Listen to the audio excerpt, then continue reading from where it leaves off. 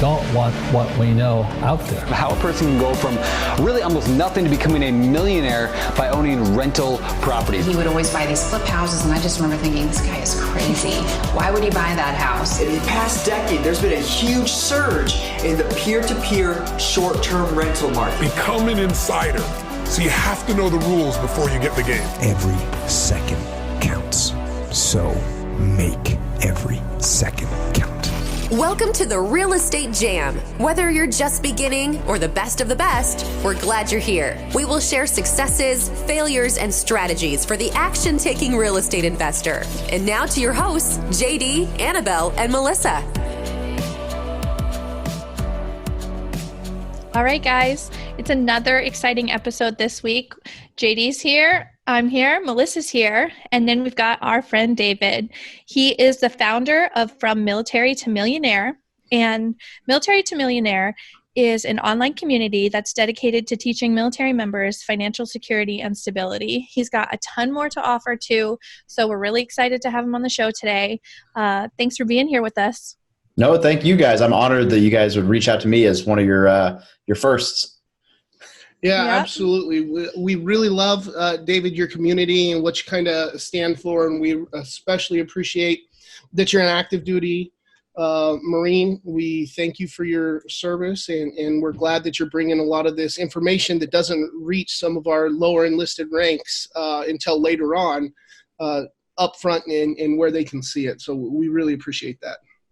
I think it's a much underserved niche, and there's a lot of value there for sure. And I was the lower rank guy when I started, so I'm all for it. So were we. Yeah. And Melissa experienced a little bit of that too. So we definitely can appreciate what you bring to the marketplace with that. So awesome. Hey, David, a lot of our community, a lot of our listeners are going to be familiar with the military aspect of it.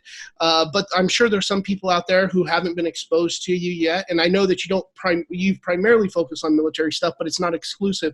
Can you kind of give us a little bit of your journey from start to finish to where you're at now, and maybe what you got going on, and bring our listeners up to speed?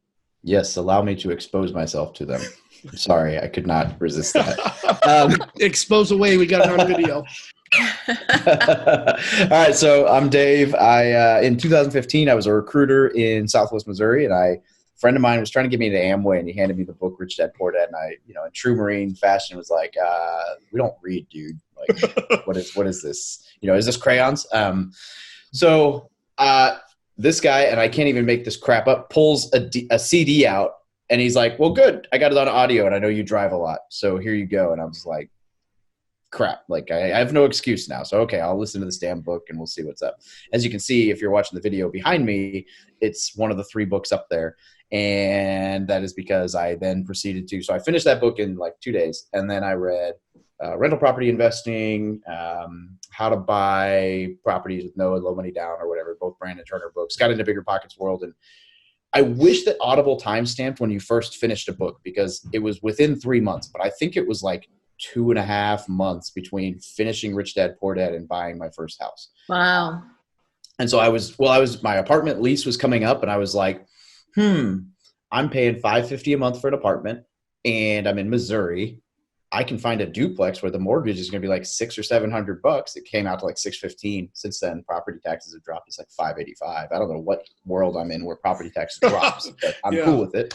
And so I was like, okay, I'm paying $550, or I could buy a duplex and I pay an extra $150 if it's vacant. Like, that seems like a no-brainer, because my BAH will cover that. And for those of you who aren't military, that's my housing allowance. We'll cover that. And then, like, what do I have to lose? So I was like, screw it. All right, let's do this. And so I did it.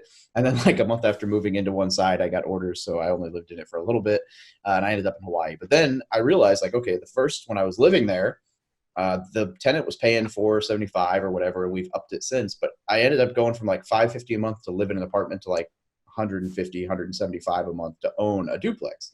And I was like, oh, that's awesome. I'm saving money.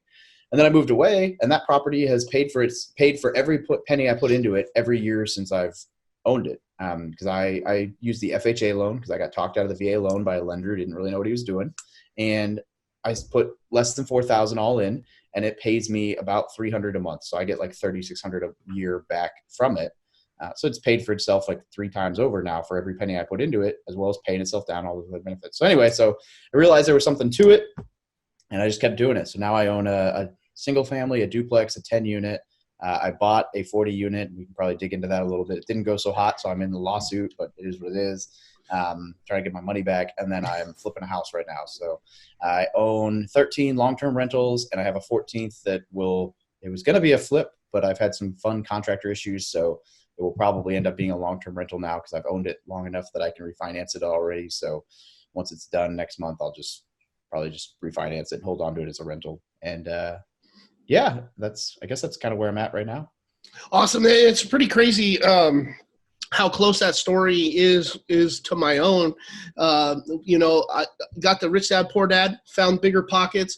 And if you could go from the time that I first read Rich Dad Poor Dad and found Bigger Pockets to the time that I bought our first house hack, it was about 3 months, or let's see, April, May, June, July. Yeah, three months. From April is when I started. By July, I was so terrified of falling into the trap where you analyze, and never do anything.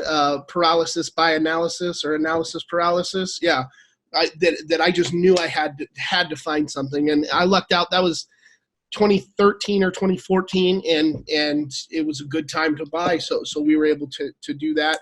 Soon as literally we got the rehab done, and I ended up PCSing like less than a month later too. So, and we've had renters in it ever since. It's been a great property for us.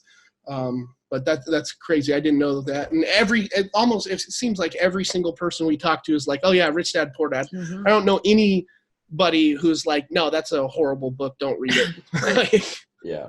I mean, there's the group of people who argue about whether it's true or not true. Absolutely. And my statement to that is I actually hope that it's not true when he says that someday, because I think that the ability to take such a boring and complicated subject and dumb it down to something so interesting is, if that was manufactured, is way more talented. You're a genius, bud. Yeah, for sure. I'm all for that. So it's a great message. So who cares if it's real or not? It doesn't matter to me. Not one. One of these days, I'm going to write the military version of that book, and it's going to be so much better. No, I'm not going to come anywhere close. I don't.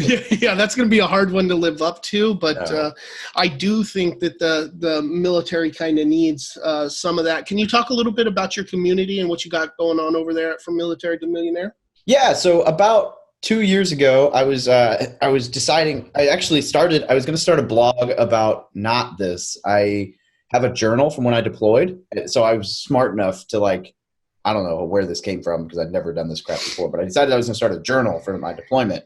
And then I also have a mission log. So I have 2 different books. I kept them in a wag bag, so I had an old poop bag that I just made sure was clean. And so I have a journal and a mission log that coincide. So I can see hey, on this date, this is how I was feeling. Oh, look, there's a mission on that date. And that's the day I got blown up or whatever. And I was going to kind of link them together and say I definitely don't have a really cool story. I'm not a SEAL, but this is what Afghanistan was really like in 2010. And so I was like, well, I'm going to start writing because no one's going to buy my book. No one knows who I am. And about 2 weeks into that, I'm writing, and Brandon Turner was actually at my house and dinner, and we were talking about it. And he was like, dude, why don't you just, I was like, I don't know what to write about though. It's like, why don't you just talk about what you're doing on real estate? Oh, that's a great idea. And then I came up with 15 different names, and everybody hated all of them. And one of my friends, who's a civilian, he's a car dealer back in Missouri, was like, why don't you just title it From Military to Millionaire? And it's just your journey. And I was like, that's catchy. And I threw that in with everyone else, and it was the unanimous winner. And I was like, that's the website name. So it was totally, I can't take any credit for anything as far as the start of this process. And holy crap, it's rocket fuel in its own little way. People love the idea of military real estate investors. They are all over the place. There's this huge community. So I just start writing blogs. All of a sudden I'm writing for Bigger Pockets. I have a podcast. I have, a decent sized Instagram. Facebook group's pretty active. And there's people like you. There's people, you guys are moderators on the Facebook group. Thank you very much. But there's just a small group of people that it's just super energized. And it's everywhere I go, it's there's these big players in the real estate world, like Bill Allen, who I have no idea who he was until I reach out to him about being on my podcast. And then he's got this huge thing going, and it's just crazy. It's such a helpful community. So it's really cool to be a part of, the military and veteran communities are super tight anyway. So to be a piece of that but then to be able to tie it into this real estate investing niche is just a really cool, powerful niche of people helping out. And there's some really, really knowledgeable guys out there that have military backgrounds. So. Yeah, I think one of the reason that it's such an well, first off, anybody who's doing the real estate thing seriously is an energized type person. There's a lot of moving parts, and you have to be a certain kind of person to get into that. And then on top of that, if you layer in there the military stuff, there's very specific mindsets that you run across a lot in the military. And a lot of these guys haven't been exposed to financial freedom, fire, any of those type of things. And when you find somebody else in your community that you have to spend your time with that understands creating generational wealth, it understands that trading your time for dollars is not the way to go, I feel like we just latch on to each other. And then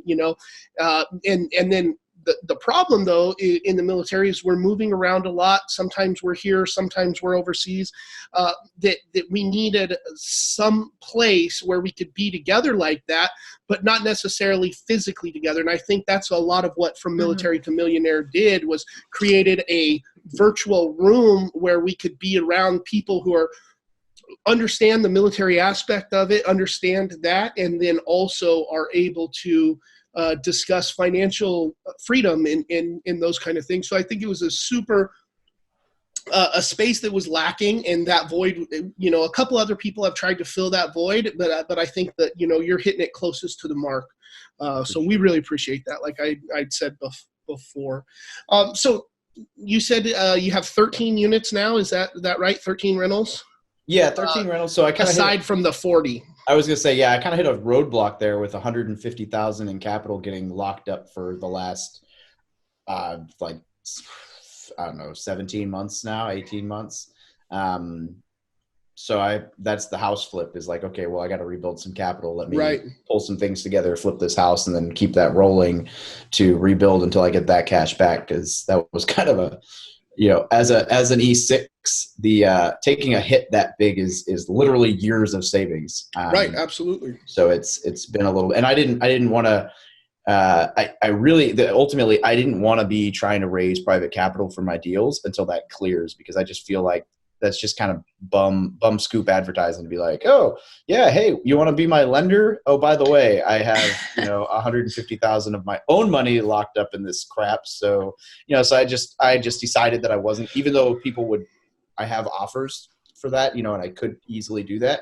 I just decided that I was going to wait till it was cleared, just wait till it was out of my conscience, even if it means I wait another 6 months to just kind of slow the ball down. Right. And I don't know your financials or your legal, but what I assume is that you have that in some sort of entity, so you would be protected and free, but just the peace of mind to the investors, I think that's a smart decision, a stand-up decision from a stand-up guy. So I can appreciate that. Do you have any its own entity? Yeah. Timeline on when you think that's going to be cleared up? Scheduling a court date for May or June. So hopefully, awesome. Hopefully be done with it all then. And, Lord willing, I'm not crazy and I get my money back. But. Well, you might still be crazy, but I hope you get your money back. And I think that's one of the most admirable things is that we can talk about this, right? Because sometimes there's this cloud and real estate is, all Instagram posts and perfect before and afters. And, sometimes we don't talk about the hard spots. We are going to have failures. We are going to have properties where maybe we did the estimations wrong. We're going to have times we work with bad contractors. We're going to run into these issues. So I think being real about it, obviously that's really inspirational. Of course, we're going to learn so much. We're going to overcome it. We're going to keep chasing the stream, but just admitting hey, it's not all sunshine, rainbows, and butterflies. Yeah. I think that's huge. And that's something that we try to do too. Be real about, last month, our flip, we had one that was 4 weeks behind schedule. We didn't anticipate that. We had contracting switches. We knew we were approaching the holidays. We had to get it done, but we were honest about it. And we, and now it's sitting on the market and we don't know if it's going to sell before, before mid-January, because nobody wants to buy a house. In December, they want it. Yeah. That's where I'm at. Yeah. In fact, we kind of look at all those as paid education. Yes. You're either Tuition. paying for your education or you're paying for Tuition. your education. Yeah. And so I agree with. Sorry, Dave. So the next time we'll just do it different because of what we learned this time. I was just going to say I agree with everything you said, Annabelle, except for where you said sometimes you're going to find a bad contractor. And I think that the phrase should actually be sometimes you'll find a good contractor. Yeah, that seems way harder. I did a podcast last week, and Matt Faircloth, he said there are humans and there are contractors because they just come from planet screw you or something. That's how I feel right now. So it's I know there's a piece of the puzzle. I know there's a lot of good contractors out there. I know that they're there. I see them working with a lot of other successful real estate investors, and I know that we're going through, and sometimes you got to go through a lot of dirt to find the gold, but once you find that one contractor that you work with and you gel with, and they understand your scope of work and you understand their prices, like that's what you got to find. That's really the ticket, finding that one or two contractors that can run multiple projects and really take care of you. And I think it really gets back to building positive business relationships with people that are in line with kind of your core values and the type of thing, or type of people that you want to do business with. 100%. Yeah. And and sometimes it just doesn't work out. That's fine. Yeah, absolutely. So, David, one of the things I think that you've gotten into, I think it's pretty recently, but in San Diego is your short-term rental. We just picked up 2 short-term rental. Not just, we've had them for a little bit now, but we closed on the second one a little while ago. I was wondering if you could kind of tell us a story behind your short-term rental and how that's working out for you, and any tips and tricks on pricing or dynamic pricing, that kind of stuff. If you could go into that for us. Yeah. So again, this was not my idea. I can't take the credit for this brilliant idea. I was actually, this is actually another Brandon Turner idea, ironically. I was basically saying that I didn't trust the San Diego market at this point in time. So the San Diego market, when I moved here 6 months ago or 5 months ago, was the median home price was $80,000 over where it was before the crash in 2008. So not that I think there's a crash coming, but I was only going to be here for 2 years. So I figured, okay, in 2 years, can it reasonably be assumed that it's going to appreciate enough to cover the 6% plus closing costs when I sell the place? Because I don't have any intention of owning a long-term rental in San Diego area California has terrible tenant laws. So I just did not want to deal with terrible tenant laws and the new rent control issues and stuff. I knew that I'm all for long distance real estate investing. This wasn't the market that I wanted to be in for it. So, okay, I'm not going to buy, which I kind of kick myself for sometimes just because it's a hard decision to say that. So I decided I was going to rent, and I was looking at like a 1-bedroom apartments, like really small places that I could just save as much of my housing allowance as possible. And I was like, but my family's going to be out here. So I'm geo-bacheloring right now. So my family's back in Missouri. So I was like, but they're going to visit a lot. So I need enough space. Because I was actually looking at an RV for a while, but that just wasn't going to work in town. And the internet wouldn't have been good enough for what I do as far as the business goes. It would have been it would have been so expensive. It would have kind of outweighed anyway. And he was like, well, why don't you just rent rooms out? I was like, duh. Like, I knew that answer. Like, why didn't I think of that? And so I decided, well, I want to learn about Airbnb anyway, because I want to be able to write about it, talk about it. And I don't like talking about strategies I haven't done, which is why I'm a terrible example of the like laser focus where you're supposed to pick one niche and stick to it. I've done everything because I just want to learn it. And then, I know which one's my favorite. I know which one I actually focus on, but I've done a little bit of everything because that's the only way that I feel confident talking about it. So I pulled the trigger, and I've been renting 1 bedroom out since September, and I've got another bedroom that I just furnished on Black Friday, and I'm going to launch it in January. So I'll have 2 separate Airbnbs out of my house.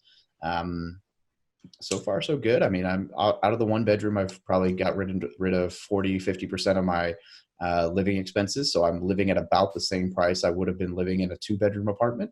And when I get that second one up and running, I'll probably put it a little bit lower price just because it's not as desirable on the second floor, and not like right next door to the kitchen, but whatever. And I should be covering 75% conservatively of my living expenses here in San Diego. So I'll be living for less than I would have been in the RV.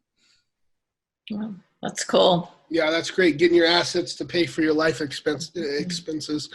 We're just like that too. And Melissa, like, it's funny because sometimes I'm like, wait, so now we're moving to what? We're going to do short-term vacation rentals. We're going to what, but with Melissa's like an action taker, she's not afraid of it at all. And then JD is like, he talked about being scared of analysis paralysis because that's in his personality. He's very analytical. He's going to think through every detail, every scenario. And so really that's what makes them such a good team is that Melissa's pushing us, she's our pedal to the metal. She's on the gas. Yeah. Yeah. She's like, let's explore these options. Trying to pull the reins back just a little bit. Let's think first. I'm cool. Let's do it. But let's make sure we think it. Let's get a big office and hire lots of people. Wait. I'm absolutely like, hey, can you throw that crap out the window and I'll make my parachute on the way down with it? Hope I catch that stuff. Yeah. I think that's a benefit. I really do. I think it's easier to rein in and look at what the options are than it is to hit that gas going forward. If you're scared moving forward, you're never going to go anywhere. You can always reach out, get burned a little bit and pull your hand back. You can.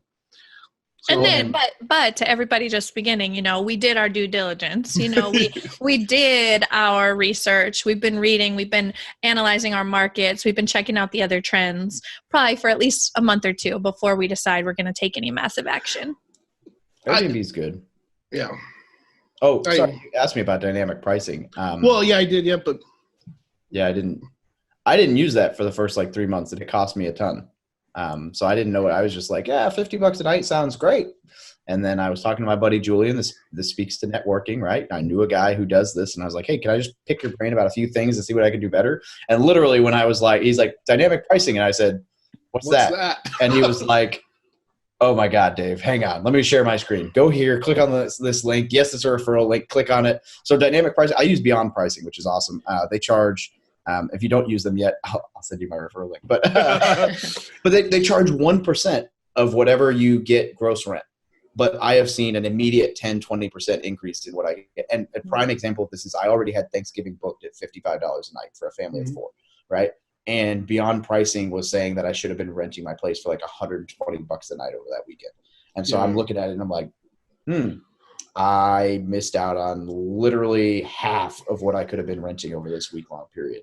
Dave, can you real quick, not to jump back too far, but can you explain what dynamic pricing is for, a lot of our guys probably just like you didn't know anything about it. Yeah. Yeah, it's what hotels do. So basically it's just a way to fluctuate the price. So instead of being an even price for 365 days a year, it looks at, okay, these are holiday weekends. We're going to spike the price a little bit. These are, busy times of the year. So the summer might be a little bit more expensive than the winter or whatever. But then it also looks at if you've got a 3 weeks out, you've got a vacancy, it might be normal price, but if you've got a vacancy out 3 days from now, it'll slash that price so that someone who's last minute booker will click on that. Because even if you only get $30 a night for 3 nights, it's better than it's way better than having it vacant. And so it's great. I've had some definite fills where I can see that the price got slashed and someone filled it, and that's an easy $90 I wasn't going to make. And I've also had I had someone book for Christmas, and they booked for $30 or $40 a night more than what I normally charge. So, yeah. And then, like I said, Beyond Pricing only takes 1% off the top of that. So, and the first 2 months of it, if you and that's the benefit of the referral, right? That's the selling point is for the first 2 months or whatever, you don't pay the 1%. But the first month, it was going to cost me $25 that they would have pulled out of my gross rent, but I made an extra $600. So wow. Sign me up. Yeah. Yeah. One of the ways that I like to describe the dynamic pricing that I think a lot of people can understand is it's exactly the same thing that airlines do. And they just change their price based off of demand and based off of time frame. With airlines, it's a little bit different because they can spike their price the closer it gets to the travel date because people that are looking for it at the last minute don't have any other options. But short-term rentals, it's a little bit different. But that's essentially what it is, just moving price based off of demand and what people – we've got to love capitalism. Yeah. and take advantage of it. And I think that's especially people who are either accidental landlords or just trying to figure it out. They don't know anything about that dynamic pricing. Right. And that was like a game changer for us. And like your eyes open up to a whole new world. What? You can charge different prices for different days. It's huge. So absolutely huge. Awesome. I'm not sure, Annabelle, how we're doing for time.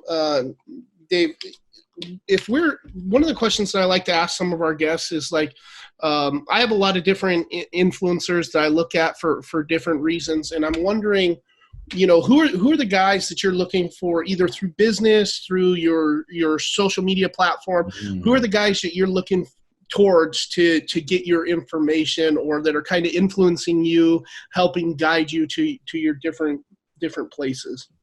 Well, there's a lot of niche people. So, but in the real estate world, obviously Bigger Pockets is one. Brandon Turner, David Green, all those guys, right? They're wonderful. There's also there's a couple different YouTube groups like Chris Crone or whatever that are pretty decent. There's Joe Fairless at the Best Ever Conference. There's Tarl Yarber does the Pacific Northwest Conference. Corey Numoto, if you're interested in house flipping, hard money lending. Like there's a guy for every niche, right? Bill Allen for wholesaling and house flipping. If you want syndications, there's a list of people. And so there's just kind of depends on that. But then on the business side, one of my favorites is Bedros Keuilian, which is like Keuilian, Killian. I don't know. I got to meet him in person actually not long ago. He did a free event for military guys, and it was awesome. But the guy he owns a Fit Body Boot Camp, and he's an Armenian immigrant, and he's just this like tatted up, bearded, buff dude who just shoots the crap straight. Right? He's friends with I'm drawing a blank, but like all the big gym entrepreneurs who are all badasses or whatever. But he's super straight shooter, and he's awesome, and he really resonates with military guys. So I like him. Obviously, Gary Vaynerchuk. On the marketing side, there's all kinds of people, but I mean the list just goes on and on. But really, I just like anyone who shoots it straight. Like the guru thing, get out of here. Don't care about like your fancy cars. I mean, there's a couple guys with fancy cars that like Manny Koshbin. Okay, got it. You made billions in real estate. I'll let you show off the cars. But a lot of those guys, it's like you rented that crap, and that's someone's Airbnb house, not your mansion. So I don't follow any of that crap. Yeah, I guess that kind of answers the question. Yeah, no, absolutely it does. One of the things that we're finding is that you can only learn so much real estate stuff, but taking your business to the next level, you got to look at these different experts from different little niche environments to really apply what they're doing in their businesses to your business. Because real estate, just like every other business, is a business, based off of systems, processes, and people. Another one of the questions that we get a lot of the time, and that we know that you're going to be able to answer and maybe even have better answers since I know what time you wake up in the morning, is how are you managing it all? How do you find enough time and make it a priority to say, while I'm, still choosing to serve, I am also going to make my business a priority? To be fair and full disclosure, I hit snooze this morning and slept in. So you're allowed. You have more than enough time. Is what you okay? Next question. Yeah, I slept until 4:40. So super bum. I literally, if I was to show you my journal right now, it says like 0440, and there's an arrow and it says bum. So my first alarm goes off at 3:55, 7 days a week. However many days a year. All of them. And with the exception of if I'm in a different time zone, right? Like I try to keep that cycle. So if I end up 2 hours ahead, I'll set it for 6 because that's still similarly, whatever. Otherwise I'd get jet lag and all that crap. But so I work. So from 4 a.m, I do I wake up, shower, whatever, and then do the journal, I talk on the phone with the wife. And then I do probably like 20-30 minutes of like email marketing or social media marketing or whatever. I waste time on my cell phone through social media, but I call it marketing because I'm posting. And then I have about a 2-hour block before I go to work where I can I record podcasts at 5:30 in the morning, 4:30 in the morning. People always laugh when they find out that it's like 4:15 in the morning, and that's when we're recording. If they're like someone who's overseas, they're like, "Oh, what time is it there?" Like, 4:15. They're like, what the hell are you doing awake? Like, I'll do all my content stuff, edit videos, upload videos, whatever. I've recorded videos at the time of the morning. And then I get off work right now. I mean, it's ridiculous. I work in a place where I'm in a vault with no windows and no cell phones. So I work from 7:15 ish to like 1800. I mean, 9-hour days regularly, if not 10. And I don't have my cell phone unless I go outside for lunch, which is not always. So it's very hard. That's been a hard transition. But then I come home. I got 2 nights a week that I have things going on, but the other 3, I either record podcasts at night or record videos at night. And then today I will basically be in my office today and Sunday. So essentially, when everyone enjoys their Friday, my Saturday, Sunday is my real work week. And I will put in, I'll block off like 2 hours for like haircut and groceries and relaxing and reading during the day, like in the middle. But I will, until noon or until 11:30 today, I will be in here blasting out work and contracts and contacts and content and whatever. And then I will come back in here at 2 or 3 and do the same thing again until it's time to read for an hour. And then maybe I watch TV like you're not supposed to in bed, but usually the book puts me close enough that I just roll over and that's it. Time to wake up 4 or 5 hours later. So it's exciting, but I love it. Like I'm kind of a workaholic, self-imposed. So I'm all for, hustling away all day, even though a lot of the content side of the world for the Military Billionaire platform, I'm still running in the negative most months. There've been a few months where I'm making money on it, but most of that is like me funneling real estate income into products and services and getting out there, just trying to help people, whatever, knowing it'll come back around. But I mean, so I'm literally like, people joke about like, oh, I don't want to go add value to this guy and work for free for a day. And I'm like, I put in at least 20 hours a week on my side business and I'm paying myself to do, like I'm paying to put in 20 hours a week on producing stuff. It's not paying me yet. There's been a few small pieces, but I'm at break even now. But it's like the first 2 years was literally like 3 YouTube videos a week, 1 podcast a week, 1 blog post a week, everything on social media. And it was like, well, that cost me $300 this month. But it's totally worth it. So what I heard, and really, we talked about it a lot when we got to see Jocko Willink last year, is discipline. So you're disciplined with your time. You make sure you time block everything. Time blocking and batching. That's it. I recorded 13 videos between 9 and 11 Saturday morning last week. I just sat the recorder down and went. That's just more effective that way. Yeah, absolutely. You don't have to set up, tear down. You got a pretty nice recording area, for yourself there. But there's so much time that's wasted in getting into the motions that if you just bust them all out, that's good. A lot of people don't understand too, like, I guarantee you might have 1 or 2 TV shows that you watch and maybe 1 sports game every once in a while, but you're not coming home from work, sitting in front of the TV, watching TV for 3 hours and then doing 15 minutes of work and calling that, working. And that's the way, like, we haven't had cable in I don't know how long. And we, about 3 hours a day, 5 days a week, and then between 8 to 10 hours on the weekend, we end up being able to work almost, 31 hours a week on the business or in the business, depending on, what we have going on that week. That's a lot of time, and you can make a lot of stuff happen. It doesn't happen overnight, and it's slower than, what you could do if you were full-time real estate or full-time content creator, but you can get a lot of stuff done. I think a lot of people underestimate how much free time they actually have.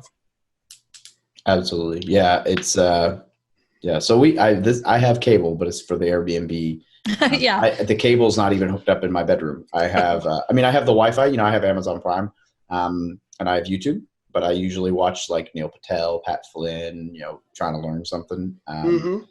You're right. There's 1 or 2 TV shows that I'll watch occasionally, but usually I wait until like the end of when this show is done, batch those too, so I can batch that. But I do that occasionally. No more than 1 episode a night ever, and that's like at the most. And then there was something else you said there that I was gonna hit on. I don't remember, but yeah, definitely. man, yeah, I don't know. Time blocking. And Yeah.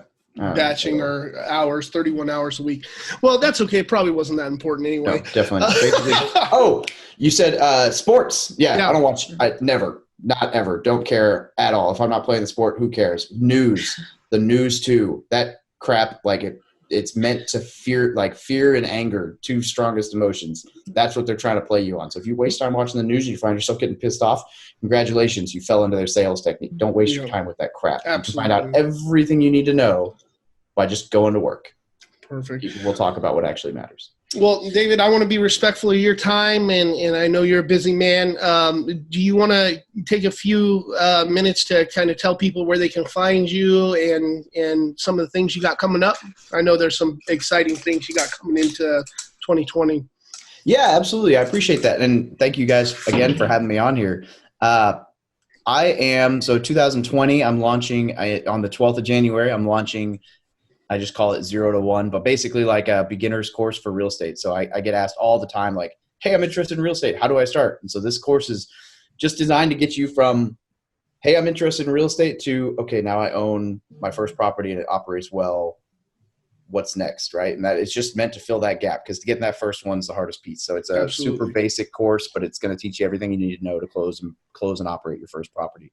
And then we have a mastermind group so if you're a service member or veteran and you're interested in getting around other service members and veterans who do real estate or just entrepreneurship in general, we've got a mastermind group that's really awesome. We have guest speakers every month that are killer. We had my CPA on, or my federally insured professional, or whatever his title is, on this week to just talk about taxes. And I mean, it was really cool to have a Q&A with a professional for everyone. So those are probably the two biggest things. If you want to find me, I host the Military Millionaire podcast. And then I've got you type in Military Millionaire and you'll find me on Facebook, Instagram, YouTube, whatever. So the full is From Military to Millionaire, but usually just Military Millionaire pops up. Perfect. Awesome. Well, David, thanks again for being with us today. We really appreciate your time. Thank you guys. This has been a blast. All right. Have a good one. You too. Thanks, David. Thank you for listening to the Real Estate Jam. Thank you. Thank you. Thank you, thank you, thank you for all you do. We hope you enjoyed today's episode. For more information and updates, check out our website, shorefrontrestorations.com, or find us on Instagram, Facebook, and LinkedIn at Shorefront Restorations. If you have any questions, feel free to drop us an email at info@shorefrontrestorations.com. See you next episode.